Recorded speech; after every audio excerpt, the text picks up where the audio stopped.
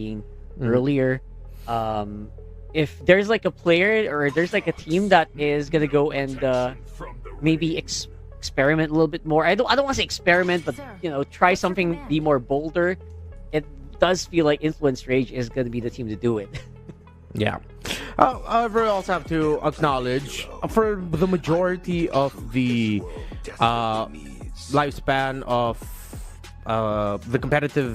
the top competitive scene in over in China, it's just recently where they really started introducing playing in the global servers, especially in the top end of their tournaments.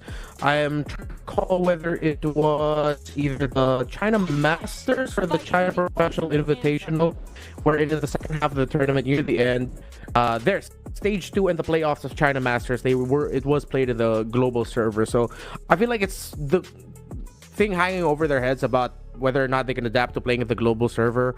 I feel like once we head into M7, and I think here we're going to get a glimpse of that no longer being as much as a thing to really look into, because we know that they're going to be set. My question is if they're going to bring back an old favorite that they used to play a lot, considering that she just got buffed up. I think Freya might actually suddenly show up here for DFYG. That's right. Freya, again, has made an appearance in our first series. Maybe have a Sutien in the in the mid. Just kidding. That's just something that you might want to play again. Just recently buffed, like you talked about. Stuff like that you might want to add into your lineup, and it might be a great signature hero for the FYG. Just saying.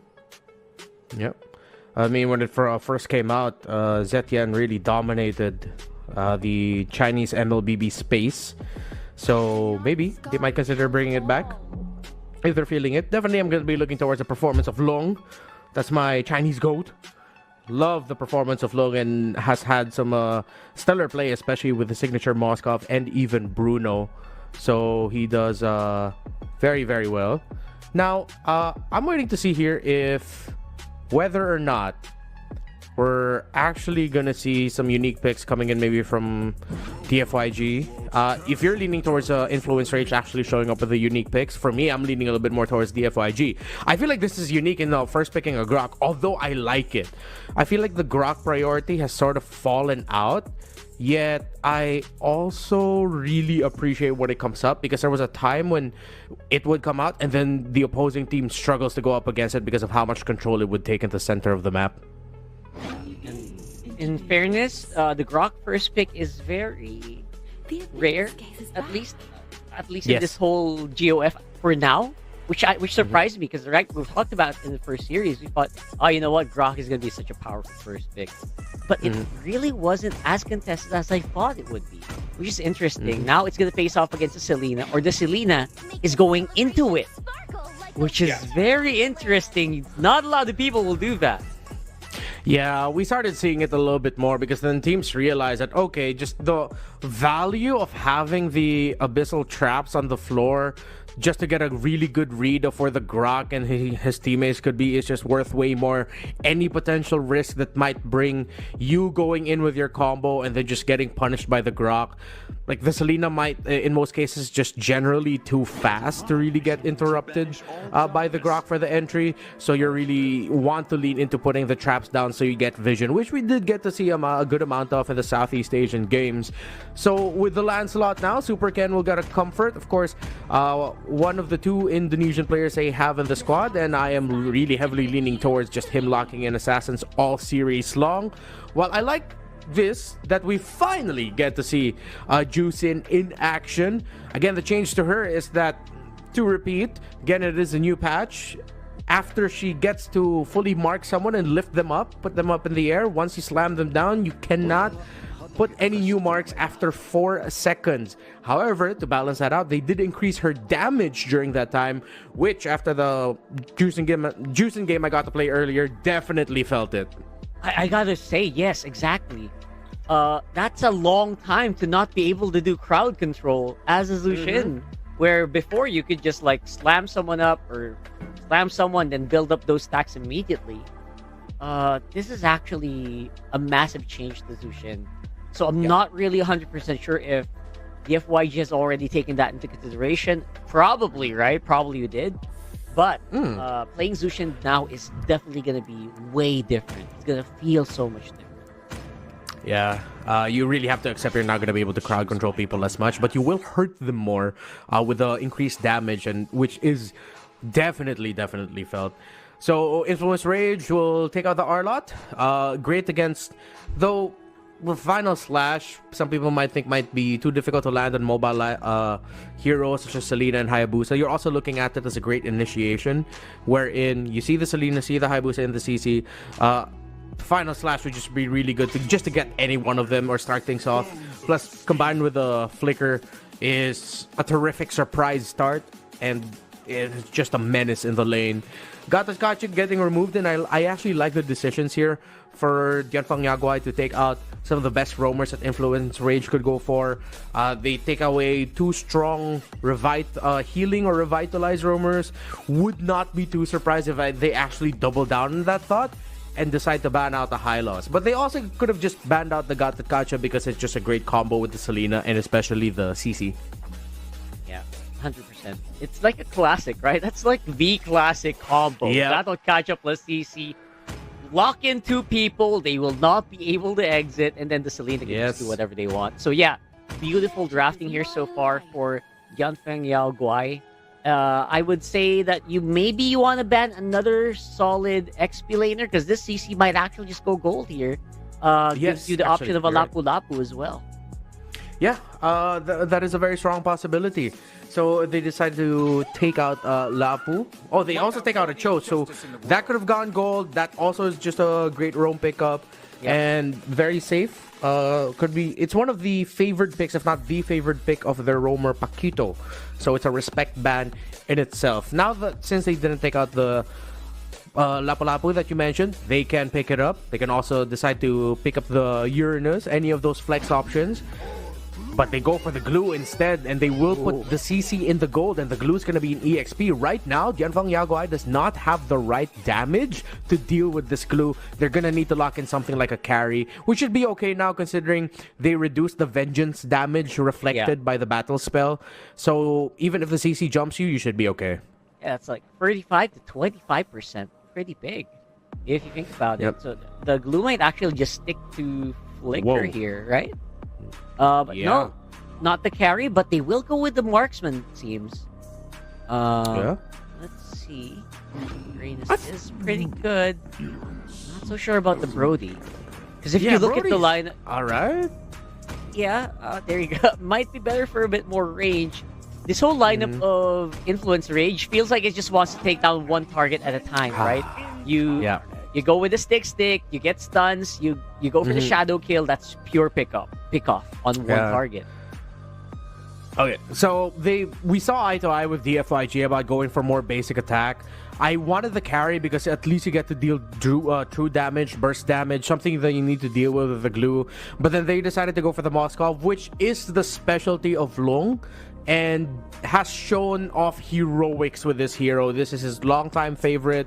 It's Moskov and Bruno that he's had some of the best plays shown up in China. So I understand why they decide to go for this instead of the carry, just through sheer understanding of the hero alone. And as you predicted, the Lapu... Wait, what? No. What? Where? Whoa. Is this a... No. Okay. That makes more sense. I was wondering, are they actually going to put this glue in Rome? Kind of iffy. I've seen it, but it is still very iffy to me, but this is a much better choice. So, either way, is the glue going Rome? It is, right? Oh, you're right, yeah. It is going Rome regardless. What? Yeah, it is a Rome glue. Influence Rage has a different way of approaching this game. Not a lot of teams will put glue on Rome. What the disadvantage obviously is it's going to be squishier because it's going to get less farm, but you get, I guess, more utility on the hero. Yeah, I think now would be the best time to actually pick up a Rome glue considering they just changed Juicin. If this was the old Juicin and then they decided to still go for the Rome glue, I'd be so worried for them. Oh, good point. That's not gonna be fun for you. You're not gonna handle the mid lane at all. But considering now you have a window to get away from the Juicin, you will still eat damage though. but you won't be lifted up into the air as you could have been if it was the old Juicin before the patch today. Yeah, that's insane. That's actually a good way to think about it. This Galoo might not have to worry about too much about that non-stop aggression from the Lantern Flare, right? So you're right. This could be a good pick. Again, can kind of just sustain against players like heroes like the Lancelot, more sustained, right? And you can kind of just make the Lancelot's life a living hell if you get in the right position. It might be the game plan. They might just send the Galoo out to just harass the Lancelot non-stop, just chase him all over the jungle. Yeah. I also realized why they decided to put the Glue as well into the into the Roam instead. Because I just remember it's not a fun time to be a Glue when you're up against a Uranus. In the lane, like Glue XP just gets bodied by the Uranus because Glue needs to do like a little bit more extra steps to be able to deal damage. Uranus just stands on top of him. Well, Glue still has to like manage the little gluelet he puts on the ground, walking over that, or things like that. So could be tough. However, yeah, because of the changes, should be good. I'm still very iffy about a Roam Glue though. Yeah. Cause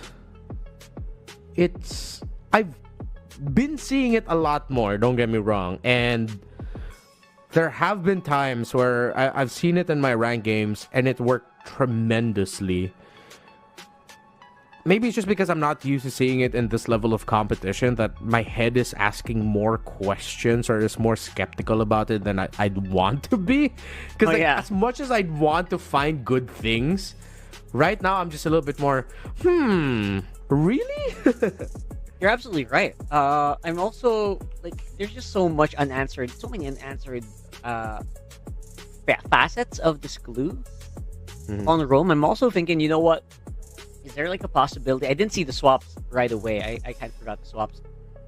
Is there a possibility that in order to catch up, the Glue might just stick mid and give the Roam boots to Selena? I didn't see the full swap, but I'm thinking if that's possible. I don't know, because a farmless Glue or a Roam Glue feels like it's so thin. It's like paper thin. So yeah, an option. I mean, might be an option. Yeah, I mean, I guess we'll see it in practice once we're in. It is Paquito. Okay. And all right. Yeah.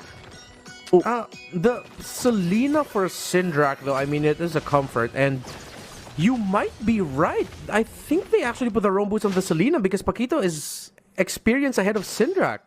I would love to see the boots or the items just to confirm that. That's huge, right? Can we see that on the item check? I don't know, but yeah, you're right. He just hit level 2, and this is exactly the trend we're seeing with Roam. Oh my goodness. Okay, so I guess they're trying to build a tanky Glue from mid, non-stop clear, and then just get into action like what we're seeing right now.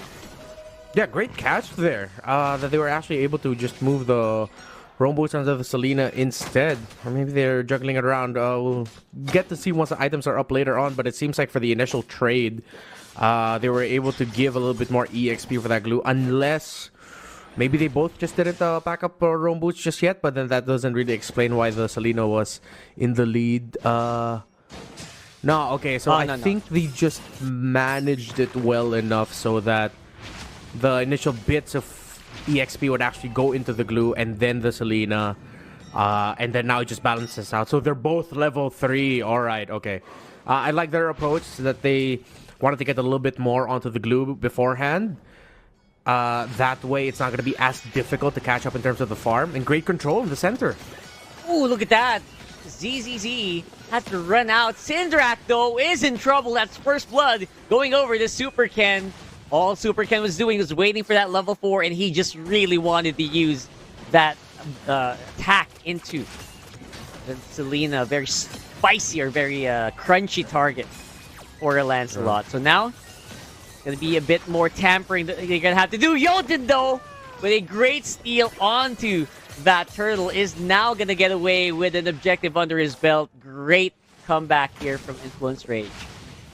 Yeah, really tough there that DIANFENGYAOGUAI just didn't have enough damage to rush the take of that turtle. Supercan eventually got pressured there by Chino, who decided to lock him in with a curtain call. Even though we got to see Paquito doing a great job of stopping E1, it was way too much pressure on the Lancelot, and they were not able to cover all the bases, and eventually Supercan just got taken down. Yeah, that's going to be a bit of a better team fight here coming in from Influence Rage. Surprisingly, right? Like, how well are they managing this? Most of it is definitely coming off of the arrows of Syndrak here. For sure. And again, good usage of the Shadow Kill. Yeah. I think it doesn't seem like DFYG is also completely ready there for the threat of this glue. And I like how Paquito didn't hesitate at all to use the ultimate, grab right away onto the Grok. And Zed was just caught, and it seems like that seems to be the trend. It's just complete lockdown on the Grok. Yeah, they're not letting the Grok breathe at all, so Zed gonna go down. Yoon was not able to actually dodge out of the Abyssal Arrow. My goodness. And things are starting to fall apart really quickly here for DFYG. Yeah, I think we're really starting to see now the brilliance of putting the Glue and Selena together in the center. Non-stop control. And it's stopping the Grok in every step of the way. Getting spotted, getting grabbed, getting arrowed. And with the Grok struggles, when the Roam struggles, the Juicin will struggle. Yi1 will have a hard time. I mean, it's already struggling, right? With the difficulty of picking people up with the Lantern Flare, so... additional layer after layer. So DFYG said, you know what, let's speed it up a little bit. Let's go ahead and get this turtle as fast as possible before the Lancelot can arrive, and he will get the turtle here. But to the detriment here of Yon, he's going to get taken out. Vale just has enough regen from the passive to regen off of harm's way. That's a kill being given over. DFYG, they're starting to slowly creep back up. Wow, CC, Glue, Selena together. Almost a steal there by Fury, but Supercan still gets his purple buff. Everything just sets up perfectly for the Hayabusa. The threat of the burst, the Abyssal Arrow, the Curtain Call, and the full-on Yo-Yo Blitz coming in from the CC. Shadow Kill. DFYG's lineup right now is just out-controlled and out-damaged by Influence Rage across the board. Yeah, 100%. So we're really seeing the perks of having the glue on Roam here. Yeah. Again, the Grok does have ways to deal with it. Despite, you know, a bit of a change on the Grok, by the way. You guys did read the patch notes. He's no longer crowd control immune. It's just during the tech charge, right? So, not like before when you're charging up your crowd control immune. So that's major, I guess. Yes. Really major. I think that's one of the things catching Zed off guard. So when he decides to use his skill without the control immunity anymore, it's actually just easier for the glue to lock in. And maybe that's what they were thinking about. The moment Influence Rage saw the Grok, they realized, wait, we could just play it this way. Let's just, you know, stop the Mighty Swing, like getting charged up. Yeah, I think the change there was specifically the Mighty Swing can't be interrupted, but Grok is not crowd controlling it anymore. So that's the change. Yeah. And it is major. It really is catching Zed off guard in some of these scenarios where normally you wouldn't mind crowd control. You can cash these arrows nonstop. But you know what? Syndrak knows that's not a thing anymore. Zed, so much difficulty here for him to zone. However, Paquito taking a lot more damage here. The glue needs to be careful, but the good thing is once you go split, you are fine. Spread. The FYG, they still have a really good shot at actually being able to contest this healthily, considering that they have the Moskov pushing down bot. They can turn it around with a great entry with the Spear of Destruction, although there's a grab. Oh, big grab here coming in from the glue. Paquito, although there is just literally no follow-up, he is trying to zone up 3 members here. DFYG Supercan close by, make that 4. This might be a bit of a race against time for Jotun, but he will still be able to get that turtle. It will not be a trigger on the Spear of Destruction, at least for now. Looks like it's a big pivot into the mid lane here for DFYG. Has some decent damage, but despite the nerf on the Rhapsody, looks like the Granger is going to be able to clear out that wave and stop the push on mid. I think little by little we're starting to see even more the overly systematic nature of DFYG here. You see Influence Rage members splitting away even more. Of course, it's the benefit that you get when you have a Hayabusa in your team. If it looks like you're already good with the team fight, just make him go away with the Shadow, split push a side lane, apply more pressure there. CC's mobile as well, even though with the changes of her, she runs out of the stacks of her passive significantly faster. They don't stay. Still, you can rotate around the map much quicker as a CC. So Influence Rage is just making the most out of everything that they have and the things that are lacking on the lineup of DFYG. Though this is still very close and there's a chance that you're just waiting for that one big team fight to turn towards DFYG's way. That's something you always have to wait for when you are playing with a Moskov on your squad. But Super Ken needs to start winning some retro battles as well up against Jotun. The one they were able to win, the turtle they were able to win was just a free one for them. But even at the center, he's getting threatened right now by everything Influence Rage has. Yeah. Speaking of threat, Jotun, of course, will be threatened here. And I love what you said. You know what? Waiting is absolutely what they need to do. But while they're waiting, they also could just get randomly hit by an arrow. So, wait a second. It's Vale on the back line. I think he got a hold of Fury here for a while. But look at that. Crimson Beacon already used up by Yon. And the Super Ken, pretty easy pick off there for Fury. Just has nowhere to go but out. And now it's going to be the chase on the Chino here. So at least losing one, that seems like the best case scenario already for Influence Rage. They're getting punished pretty hard. Except there is a split push on the bottom being done by Jotun. While all of this is happening, look at the mid lane. Just non-stop aggression here coming in from DIANFENGYAOGUAI. Mid lane turret will go down. But you hear the threat again. Influence Rangers covering way too much ground through their Hayabusa. Jotun's playing the map incredibly well. See there now the effect. The Shadow significantly shorter range. Seems like Jotun might actually be stuck. He's already used all his Shadows. Oh boy, that's a lot of Shadows already used up. Shadow kill as well. Nice try from Zed to try to catch him maybe with the tech charge, but no one was home. And here comes that Spear of Destruction, getting ready to get popped any moment. But again, that's just going to be the split push threat removed here from Influence Rage. They know the fight they're getting into. There's no Moskov nearby, but somehow they just don't take the fights that they should. The survivability of that Zushin is still very much apparent despite the nerfs. Yeah, similar as well to Syndrak. So able to eat a full combo from Super Ken, and Super Ken did not do as much damage as I thought he would. So still trying to catch up with the items. Although still, again, very close game. DIANFENGYAOGUAI also has been already able to take down 2 turrets. They got the first turret down in mid. But again, that fact that there's 2 turrets down in one of their side lanes is going to be problematic for them. Because Influence Rage is defending their center very well. Yeah. Oh! Woo!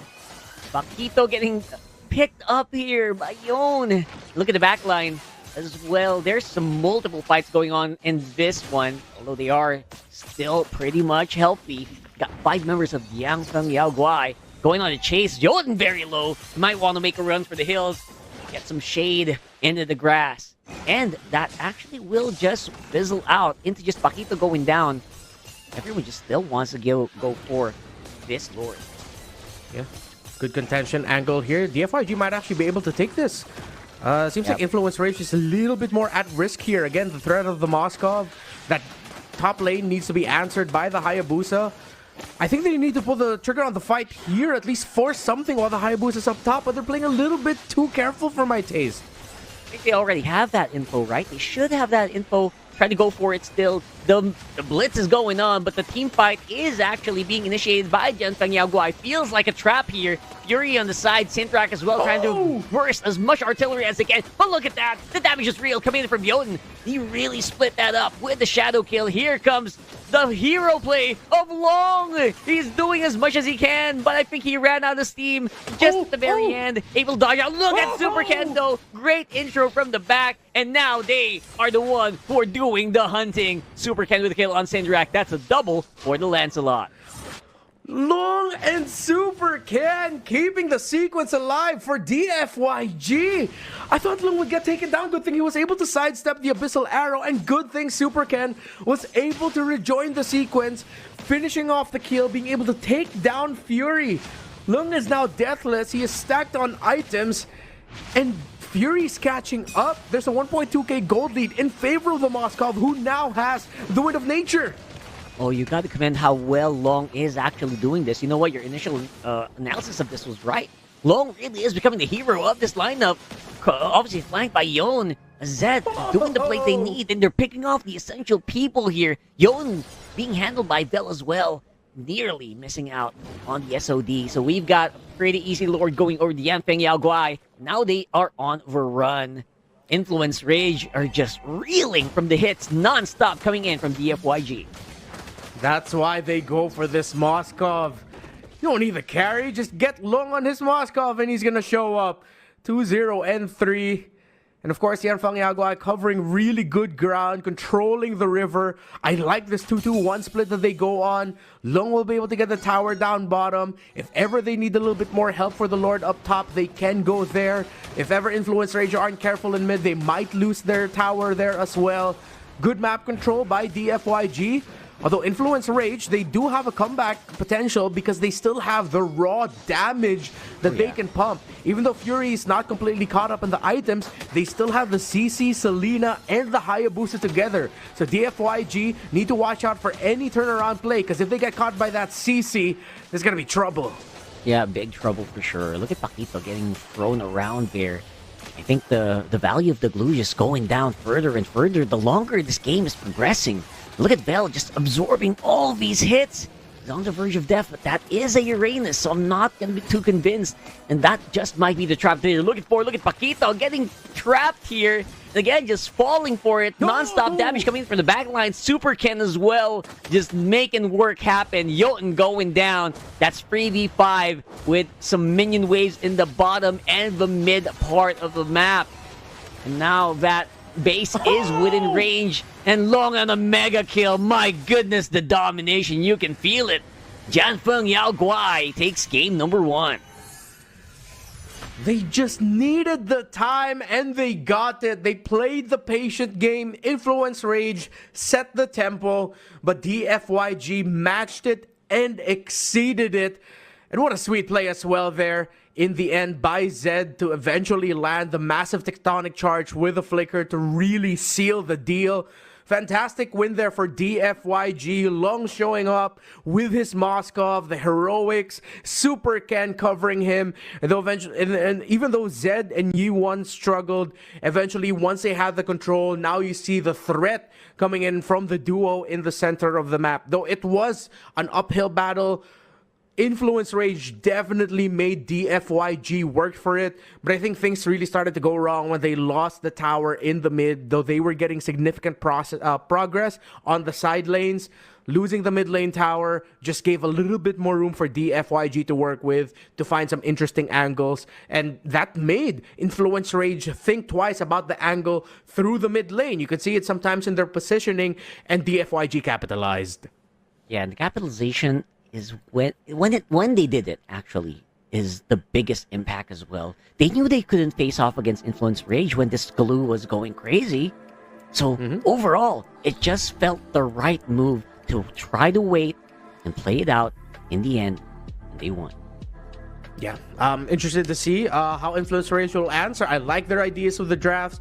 Though we were skeptical in the beginning, we saw the strength of the Selena, Glue, and the CC, plus the Hayabusa, all in the early to the mid game. They were able to shine. They were able to pop off in that way. However, they just couldn't get significant progress enough onto Fury's Granger. Long was way too comfortable. They definitely could have pressured him a little bit more. But yeah, terrific. That was terrific. Look at that. Super Ken 7-1 in a game that has a glue. That's no joke. It's not that easy to get away, especially when there are a lot of stuns, so much crowd control on the side of Influence Rage. So he's actually our sleeper player here for this game. I mean, as much as our focus is going to be on